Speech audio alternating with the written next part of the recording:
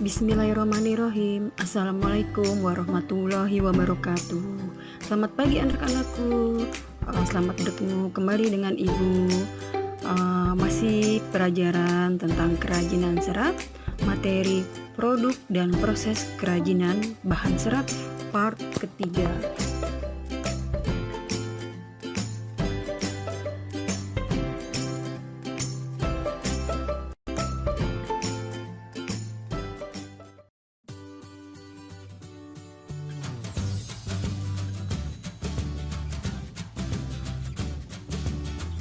Tujuan pembelajaran kita pada pertemuan ketiga kali ini dengan materi, produk, dan proses kerajinan bahan serat ada 4. 1. Siswa mampu menyebutkan dan menjelaskan syarat-syarat perancangan benda kerajinan. 2. Siswa mampu menyebutkan bahan serat dari tumbuhan dan hewan. 3. Siswa mampu menyebutkan alat produksi kerajinan serat tumbuhan dan hewan. Dan yang keempat, siswa mampu menyebutkan 5 produk kerajinan dari bahan serat tumbuhan dan hewan.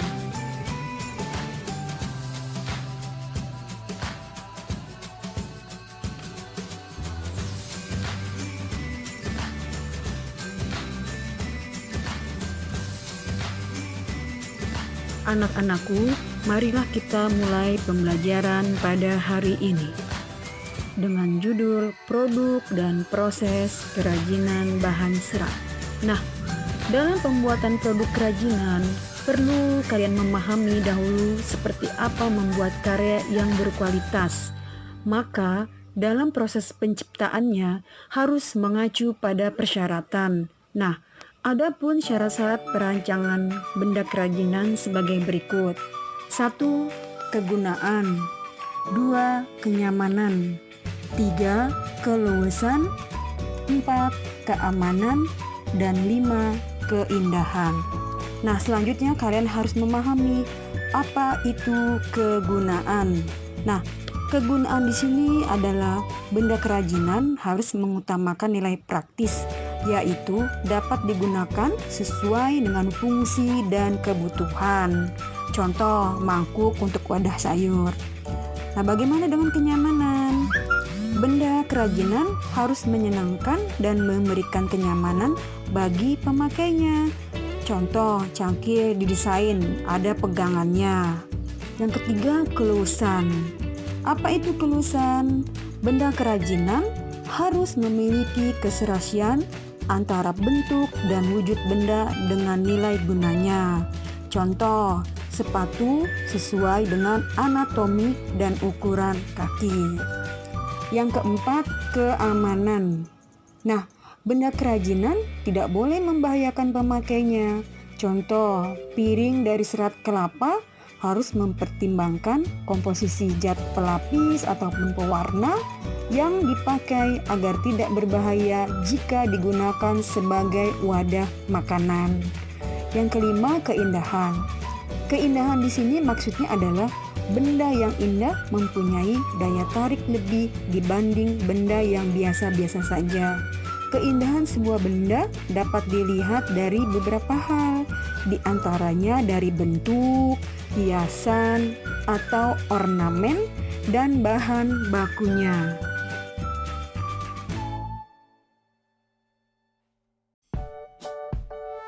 Bahan serat alam ada 2 bagian, yaitu serat yang berasal dari tumbuhan dan serat yang berasal dari hewan. Nah, sekarang kita akan membahas terlebih dahulu produk kerajinan serat tumbuhan. Yang pertama adalah bahan serat tumbuhan. Nah, bahan-bahan serat alam seperti pelepah pisang, serat daun pandan, serat eceng gondok dapat menghasilkan produk kerajinan tangan yang beraneka ragam. Misalnya tas, dompet, topi, alas meja, dan tempat lampu. Sedangkan pengolahan yang dilakukan cukup sederhana, yaitu dikeringkan secara alami dengan sinar matahari langsung. Nah, sedangkan teknik pembuatan kerajinan dari serat alam ini sebagian besar dibuat dengan cara dianyam Ada juga menggunakan teknik tempel atau jahit.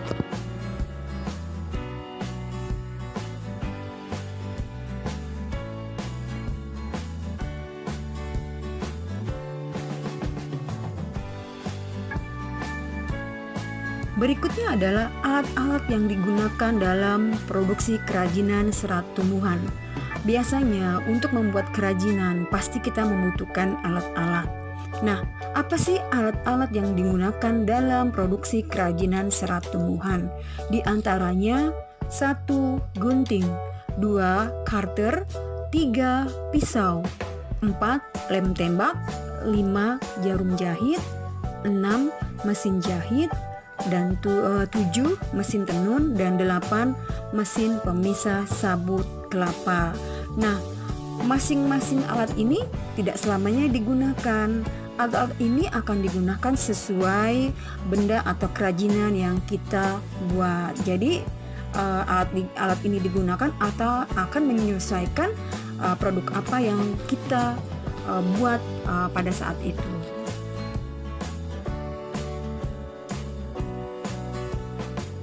Nah, berikutnya adalah contoh produk kerajinan dari serat tumbuhan.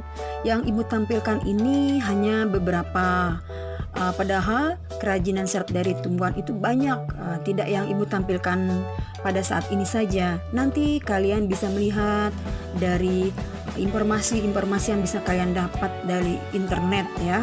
Nah, sekarang Ibu tampilkan contoh produk kerajinan dari serat tumbuhan. Antara lain, dari serat tumbuhan itu kita bisa membuat piring ya, piring, kemudian tas, kemudian ada wadah atau besek, kemudian ada tempat tisu, dan yang lain-lain.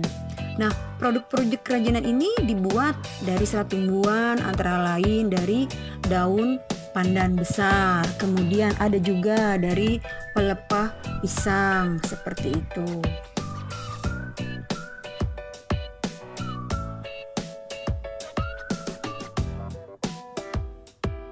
Berikutnya adalah produk kerajinan serat hewan. Bahan serat hewan. Nah, apa itu bahan serat hewan? Serat hewan yang biasa digunakan untuk bahan dasar kerajinan adalah bulu domba, serat ulat sutra, bulu biri-biri, dan kulit hewan. Kerajinan yang dihasilkan dari serat hewan contohnya adalah syal, baju hangat, topi, sepatu, dan tas. Sedangkan teknik yang digunakan dalam membuat kerajinan antara lain dijahit dan ditenun.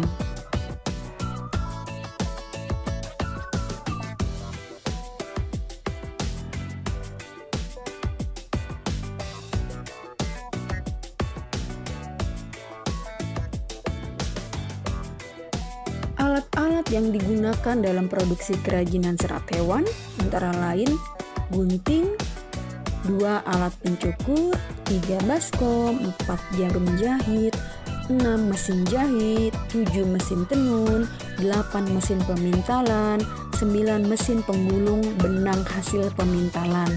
Nah, alat-alat ini tidak selamanya digunakan atau tidak wajib digunakan. Jadi, tergantung produk apa yang dibuat. Nah, alat-alat itu menyesuaikan dengan produk yang dibuat saat itu.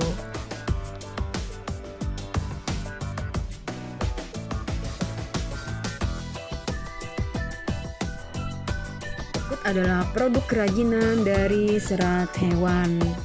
Ada syal, ada sepatu dari wool, bahkan ada baju dari wool. Nanti untuk produk kerajinan dari serat hewan yang lainnya, kalian bisa mencari informasinya dari internet ataupun sumber-sumber bacaan yang lain.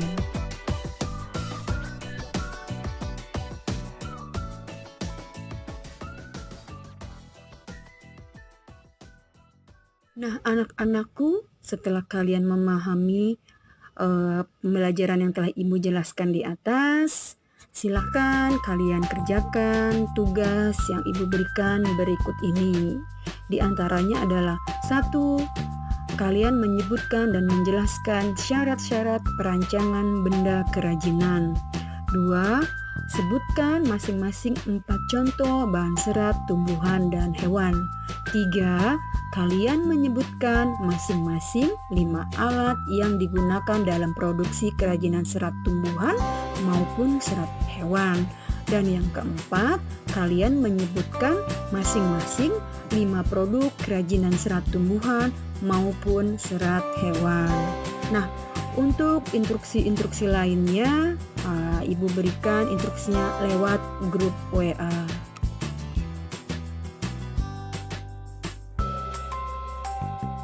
Nah, anak-anakku, demikianlah penjelasan yang dapat Ibu berikan pada pembelajaran kerajinan serat, materi produk kerajinan serat dari hewan maupun tumbuhan.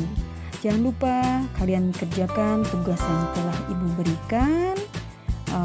Doa untuk Ibu, semoga kita semua sehat-sehat selalu. Jangan lupa selalu mengikuti protokol 5M, yaitu 1. Memakai masker, 2. Mencuci tangan, 3. Menjaga jarak, 4. Menjauhi kerumunan, dan yang kelima, mengurangi mobilitas. Stay safe semuanya. Terima kasih. Mohon maaf jika masih ada kekurangan. Assalamualaikum warahmatullahi wabarakatuh. Terima kasih. Salam sehat. SMP 281 bersama menjadi favorit.